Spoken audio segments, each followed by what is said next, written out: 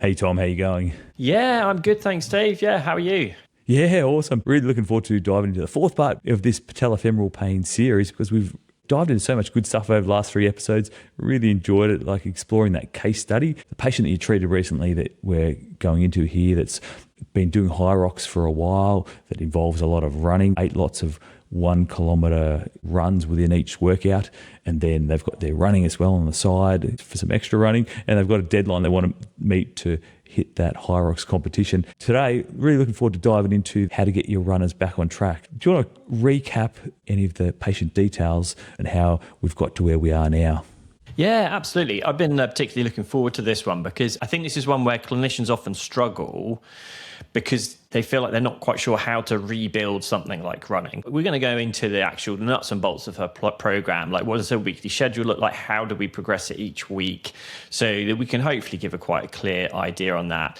But yeah, I think it's good to recap. So Alice is our runner. She's really passionate about her HYROX. She's had this intermittent right-sided patellofemoral pain on and off for years. And so far, we've talked through 3 of our 4 key pillars. So we talked about load management, education and empowerment. And in the last podcast, we talked about progressive rehab. So we decided with the patient, with the load management, that we would dial back the running reps. She needs to do 8 within her HYROX class. She's finding up that she can manage 2. So we've dialed it back to 2.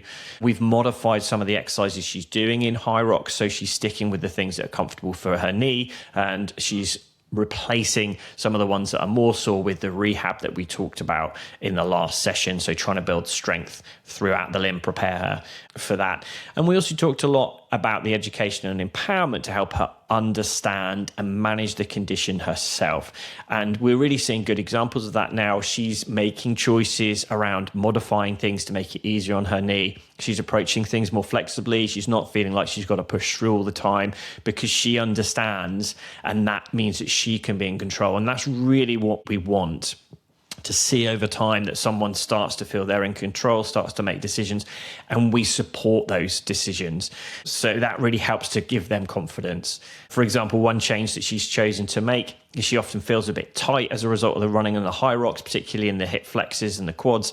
So she's chosen to introduce a light yoga class on a Monday as part of her recovery, something else she can do with friends, and she's finding that's helpful. So that's a choice she's made, and with those choices, we want to support those as much as we can, support that autonomy and management that she's using. She wants to get back to running. That's been her goal all along. She's started off being able to do 2 lots of 1 kilometre. She didn't have any pain at that. How are you going to kick off her rehab or her running progressions from there? First of all, we want to have some idea around the weekly structure of her training, because if we've got that, that allows us then to progress. So we're working with her to come up with a plan that works on a week-to-week basis with her and fits what she wants to do. So just to recap what she's doing within this, she's got her HYROX class on a Tuesday. She then has a recovery day afterwards, Wednesday, and then she does her running independently on a Thursday. At the moment, just reps of 1 kilometre with 2 or 3 minutes rest in between. Then Friday, she has a recovery day because Saturday she does her second HYROX class. So that's, again, the modified HYROX. And on Sunday, she does a bike ride with friends. Typically, that would be her long run. But at the moment, she's cycling alongside to get the social element. So that means then she's spending Monday now. Initially, she was doing recovery, but now she's introduced the yoga sessions on the Monday as a nice way to sort of focus on recovery. It's a nice, gentle yoga session. She feels that's a nice way to start the week. So we've got some structure there. And then that allows us to think about how we're going to progress. With someone who has an event in mind, we've got a timescale in mind, and that puts a bit more pressure on it. So we know she's got to get to a HYROX competition in 12 weeks. She has flexibility around the exercises that we've talked about, those 8 ones they're going to do in between the runs, but she does have to run 8K. That's not a flexible part of this. So we've got to get her up to 8 reps of 1K in that 12-week period. If you're working with someone who doesn't have an event like that, I often use a phrase, no race, no rush. You don't need to push more rapidly because there's not an event to get them ready for, but this is really, really important for her. So she says she really wants to try and get ready for that. And this also informed our decision to continue her doing some level of HYROX because we felt she'd have a better chance of getting to that event. So we've got that weekly structure. And then we're going to think about a sensible way in which you can increase. And there's no recipe here. There's no perfect plan. And I think that limits clinicians sometimes. They think, I've got to get it completely right. I think strip it back to something simple. So what we did with her, what we discussed with her, we made this plan together, is we agreed we'd add a 1 kilometer rep per week into the HYROX sessions and into her independent running. So on her HYROX days, she's going to progress from 2 sets of 1K. The next week, she can do 3 sets of 1K for each of those workouts. If that's going well, the week after that, she's going to do 4 sets of 1K. So we've got this planned progression with just adding a rep. Simple way to do it. Now, the other thing we'd often want to try and do with that, if we can, is plan some recovery. Because she's got 12 weeks, we don't have to increase by a K every single week. So what I tend to do with patients and what I did with her is we have a 4-week cycle, and the 4th week is a recovery week. So what we chose to do in that recovery week was stabilize. So if you've got up to 4 sets of 1 rep prior to your recovery week, stay at that in your recovery week. And she actually chose to dial back a little bit of the cycling. So she was doing less cycling with the group. So overall, her volume's a bit less. So we got that pattern building for 3 weeks, adding a rep per week, an extra kilometer, having the 4th week as recovery. Then we go again. That gives us a chance to get her up to that 8K distance in time for the event. What are you using to guide the progressions? If you say you had a plan of increasing by 1 kilometre per week, then how you're knowing that she's actually coping okay with it, or are you allowing any pain or discomfort? What sort of guidelines are you giving to her to know that that's going to be okay? We're sticking with our traffic light approach. It's fine for her to add a rep, providing the symptoms are staying mild during and settling quickly afterwards. So let's say she's doing well at 3 kilometers, she pushes on to 4, but actually she then finds the knees really sore the next day. We might say, okay, well, let's bring you back down to your 3 for the moment. Let's give you another week at that level before we progress on. And this is the thing, patients' ability to progress varies very significantly. There are some patients that can tolerate a really rapid increase, and there are others that you need to go super slowly. In this case, once we'd settled down the irritability, she was able to progress fairly consistently each week. And I think that's partly because for a long time she was just plowing on through at far too much. She was really trying to push on and keep doing 8 reps of a K. It was just far too much. So actually dialing it back to a manageable level has made quite a significant difference to this particular person, and they've then been able to dial it back up gradually over time. And what about the gait analysis? Are you performing that before, during, after that? When are you starting to look at how they're running and seeing if that's impacting their pain or impacting their ability to run, or there's something that actually needs to be addressed or not? Yeah, so I think once you've got the key things in place, and by that I would actually think of having those kind of 4 pillars in place first. Are we on top of load management? Do we have education and empowerment so they understand the condition? Have we got some rehab? Have we got a progressive return to running plan in there? That's the point where we might say, okay, let's have a look at your running gait, see if there's something that you can change. Because those 4 things, you can't really go without those. We cannot get her back to her HYROX without a plan for that. We've got to have some kind of return to running plan in place, and then we would perhaps assess her running gait and see if there's anything in there that we might want to change. In the webinar, I'm going to cover 4 key areas I would assess in runners with patellofemoral pain and how you might address those. So we can focus on that a bit more in the webinar. It's a bit more visual. I can show people what we'd be looking for there. You mentioned before about recovery as well, like having that 4th week as a recovery, and she's got a couple of actual recovery days within the week. Is there any other sort of guidance you provide to her when it comes to recovery or balancing her training throughout the week when it comes to getting all those sessions in that she wants to do, or the longer runs, etc.? Yeah, that's it. I think having those planned recovery days in there is really important. And we do that. We've got one in between each of the days where she's running. So she's not running back-to-back days at this stage, so that she's not trying to run on fatigued legs. Also, including the rehab exercises within the HYROX, it gives her these clear days where she's not having to try and also do rehab. So it's given her the opportunity then to have that recovery. As you said, we have the planned recovery week in roughly every 4th week. But we also want to talk about one of our main ways of recovering, which is sleep. I routinely ask patients about their sleep. It's part of that assessment template that we're sharing with people, because we want to find out, are they sleeping well and how much are they sleeping? Classically, we recommend about 7 to 9 hours a night, but we also want to know, are you actually sleeping well? Is this good quality sleep? What is disturbing your sleep? What's affecting it? And one of the things we see so much when we get to know people is how intertwined each of these different components are. And in her case, actually, it's anxiety that often interrupts her sleep and recovery. And there is evidence that actually anxiety can slow recovery from running injury significantly. So part of our recovery strategies is making sure she's seeing a counsellor. They're looking at strategies to help her with her anxiety and actually talking through ways in which she can help that sleep process. Because it's one of those unfortunate things in life. I know we've all encountered it.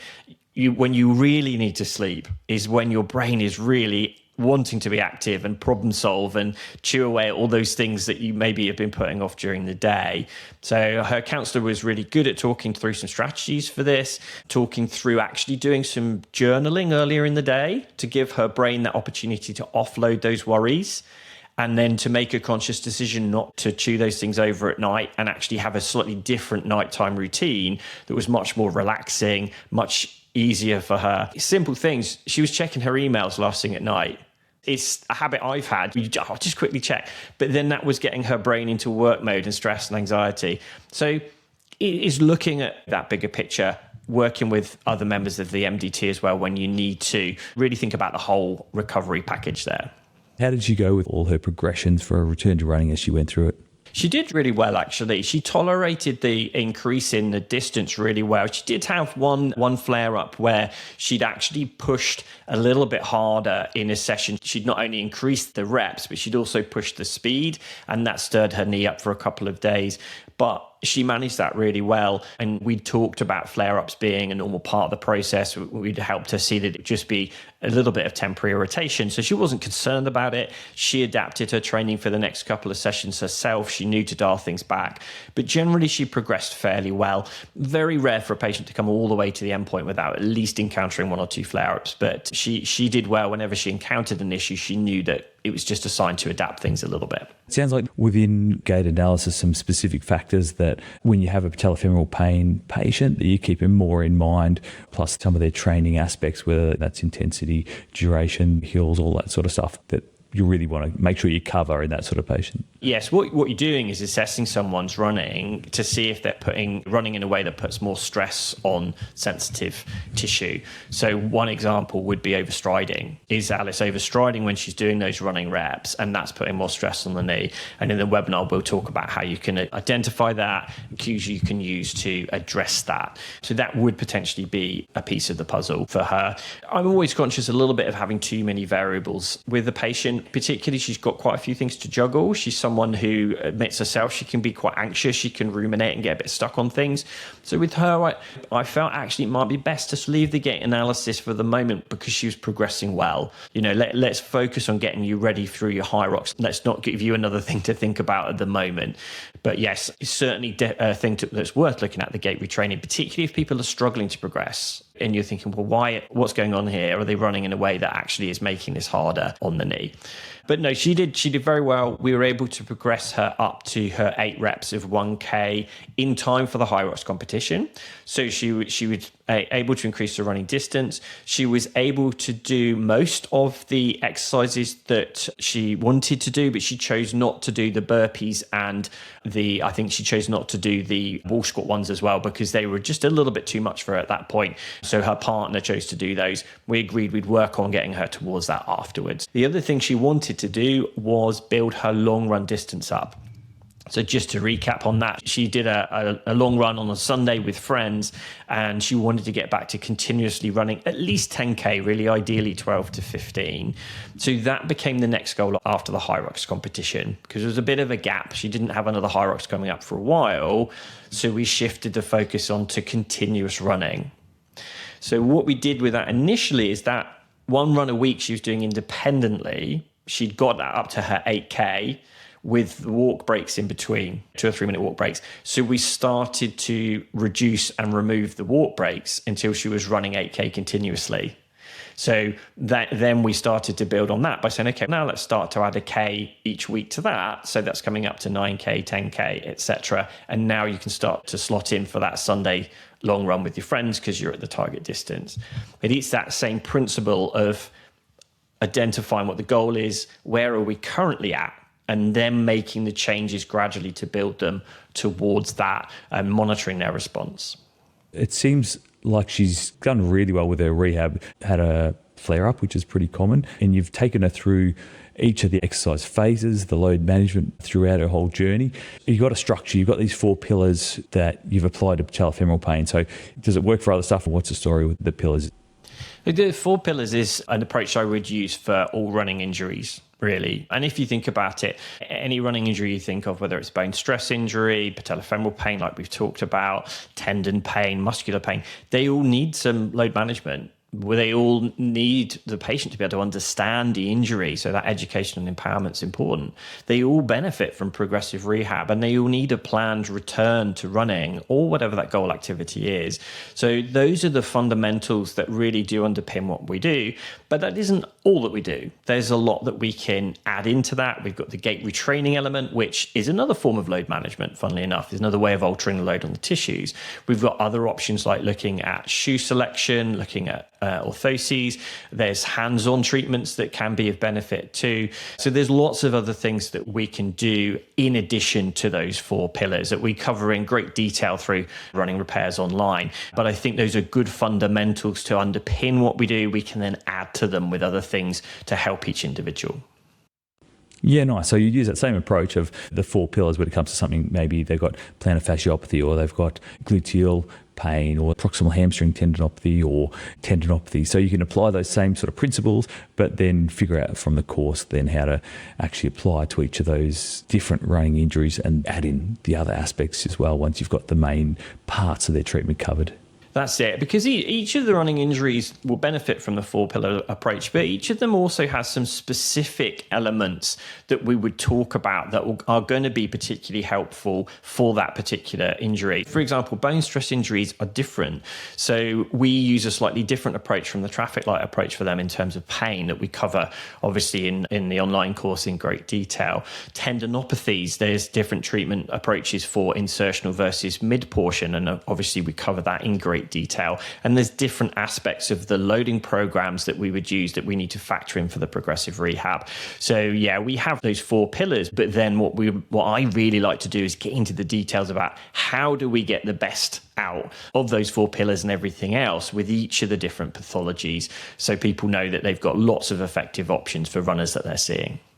We've got some resources that go along with the podcast today. So the handout, which is the running assessment form. And then we've got a webinar coming up too, where you're going to talk more about the practical aspects of how you approach dialysis treatment. So tell us a little bit about what people are going to get out of this webinar.